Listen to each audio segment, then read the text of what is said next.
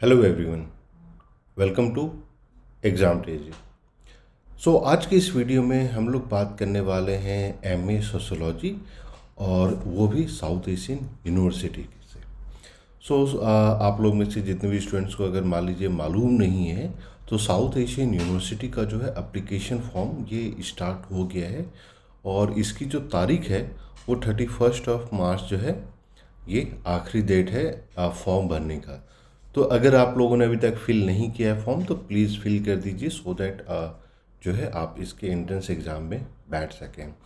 इसके साथ ही अगर आप लोगों के पास प्रीवियस पेपर्स नहीं है एमए सोशियोलॉजी के तो आप लोग कॉल या मैसेज कर सकते हैं 8448878849।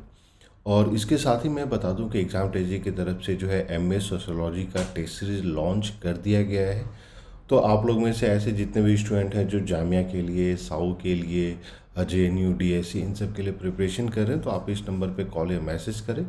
और टेस्ट सीरीज के साथ साथ आपको UGC नेट के papers, question bank, previous papers अलग अलग यूनिवर्सिटीज़ के सब कुछ जो है प्रोवाइड किया जा रहा है। तो अब आइए आगे बात करते हैं रिगार्डिंग एमए सोशियोलॉजी। तो एज यूजुअल ये 2 साल का प्रोग्राम है और जो सबसे अच्छी बात है साउथ एशियन यूनिवर्सिटी का कि यहाँ पे आपके जो सार्क नेशंस हैं इसके द्वारा ये यूनिवर्सिटी क्रिएट किया गया था और आपको अलग अलग यहाँ पे कंट्रीज़ के स्टूडेंट मिलेंगे। तो अगर हम लोग मिनिमम एलिजिबिलिटी क्राइटेरिया की बात करते हैं तो 12 ईयर्स स्कूलिंग मतलब कि आपके पास 10+2+3 या 4 अगर आपने ग्रेजुएशन किया है 3 साल का या 4 साल का बीटेक किया है तो आप एलिजिबल हैं। और वहीं अगर मिनिमम मार्क्स की बात करते हैं तो आपका 50% मिनिमम मार्क्स होना चाहिए ग्रेजुएशन में या बीटेक के लिए। और यहाँ पे भी आप देख पाइएगा कि जो 4 इयर्स का ग्रेजुएशन जिन्होंने किया बीटेक किया है वो भी जो है एलिजिबल हैं। ठीक है। नेक्स्ट अगर हम लोग बात करते हैं एंट्रेंस एग्ज़ाम की तो एंट्रेंस एग्ज़ाम के पेपर किस तरीके से होते हैं उसके बारे में भी बात करेंगे।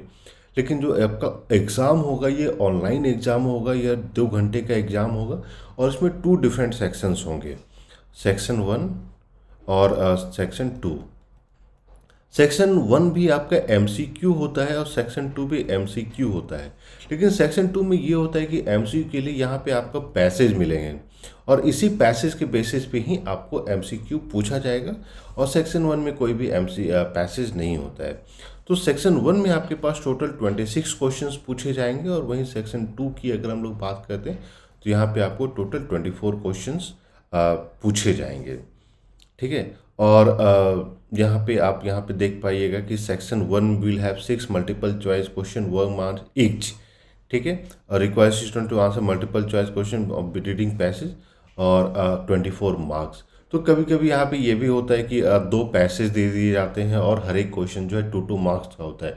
तो कुछ कुछ सब्जेक्ट में हम लोगों ने देखा है कि 2 मार्क्स के क्वेश्चंस हो जाते हैं तो वहाँ पे आपके पास सिर्फ 12 क्वेश्चन ही होंगे 24 मार्क्स के। तो टोटल अगर हम लोग मार्क्स की बात करें तो 50 मार्क्स का टोटल ये पेपर होता है और इसी में आपका जो है अब क्रैक करना है। अब नेक्स्ट बात करते हैं कंट्री वाइज कोटा का, क्योंकि यहाँ पे आपको अलग अलग यूनिवर्सिटीज़ के स्टूडेंट अलग अलग कंट्रीज़ के स्टूडेंट अप्लाई करते हैं।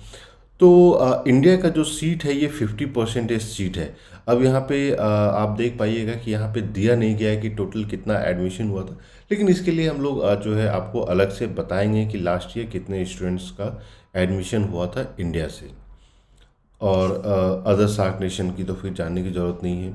जनरल एलिजिबिलिटी क्राइटेरिया वही आपका सेम हो जाता है जो हम लोगों ने देखा कि 10+2+3 मतलब कि 12th के बाद आपके पास या तो ग्रेजुएशन का होना चाहिए या बीटेक की डिग्री होना चाहिए विथ मिनिमम 50% मार्क्स।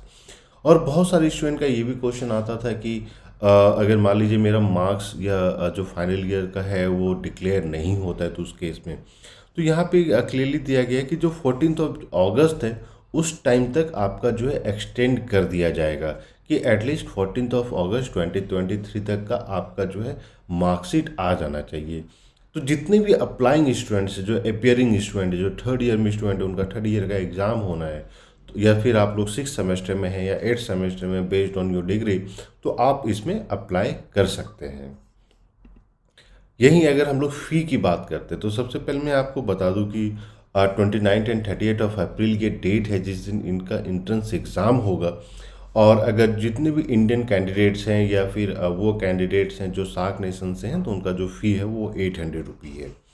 और वहीं अगर हम लोग बात करते हैं कि कौन से डेट में एग्ज़ाम होगा, तो यहाँ पे आप देख पाइएगा कि एमए सोशोलॉजी का जो एग्ज़ाम है वो संडे को होगा 30 अप्रैल और आफ्टरनून सेशन में। तो 3 डिफरेंट सेशन में एग्ज़ाम होता है, मॉर्निंग सेशन, आफ्टरनून सेशन और इवनिंग सेशन। तो ये जो आपका जो एग्ज़ाम का टाइम है आफ्टरनून सेशन का, तो बेसिकली 2 से 4 आपका हो जाएगा। ठीक है। और आफ्टरनून सेशन यहाँ पे आप देख पाइएगा कि इंडिया का जो आफ्टरनून सेशन का जो टाइम दिया गया है 12:30 टू 2:30। ठीक है। तो ये 2-2 घंटे का एग्ज़ाम होता है। और टेस्ट सेंटर में यहाँ पे आप देख पाइएगा कि इंडिया में कहाँ कहाँ पे टेस्ट सेंटर्स हैं। तो मतलब जितने भी सारे मेजर जो सिटीज़ हैं इंडिया के और कैपिटल सिटीज़ हैं, वो सभी जगह पे आप यहाँ पे देख पाइएगा कि टेस्ट सेंटर्स हैं। और बाकी अगर मान लीजिए आप बाहर हैं तो वहाँ से भी आप देख सकते हैं कि कहाँ कहाँ पे एडमिशन होगा। अगर हम लोग ट्यूशन फ़ी की बात करते हैं, तो ट्यूशन फ़ी यहाँ पे सार्क का जो साउथ में जो चार्ज होता है वो अगर आप जेएनयू से कंपेयर करें या डीयू से कंपेयर करें तो थोड़ा सा ज़्यादा है। तो 440 पर सेमेस्टर है और 880 पर सेमेस्टर है। तो मान के चलिए कि अराउंड 35,000 आपको जो है पर सेमेस्टर फ़ी देना पड़ जाएगा। और ये जो फ़ी है वो स्टूडेंट्स के लिए जो बोर्डिंग है, जो हॉस्टल नहीं लेते हैं, वही जितने ऐसे स्टूडेंट हैं जिनको हॉस्टल भी चाहिए तो उनको 500 पर सेमेस्टर या फिर 1000 पर सेमेस्टर, या मान के चलिए कि 82,000 के लगभग जो है आपको पर सेमेस्टर पर एनम फ़ी देना होगा। और एक एडमिशन फ़ी है $100, सिक्योरिटी डिपॉजिट है $100 जो कि रिफंडेबल हो जाता है, और ₹50 पर सेमेस्टर ये स्टूडेंट एड के रूप में ये चार्ज होता है। और यहाँ पे आपको बहुत सारे स्टूडेंट ऐसे होते हैं जो मान लीजिए 100 में एडमिशन ले लिया, फिर दूसरे यूनिवर्सिटीज़ में, फॉर एग्जांपल दिल्ली यूनिवर्सिटी या जेएनयू में डेट निकल जाता है। तो यहाँ पे दिया गया है कि जो रिफ़ंड है वो आपका 16 जुलाई 2023 तक हो जाएगा। और अलग अलग यहाँ पे दे दिया गया है कि कब कब आप जो है अपना फ़ी कितने डेट तक कितना % आपको जो है रिफ़ंड मिल सकता है।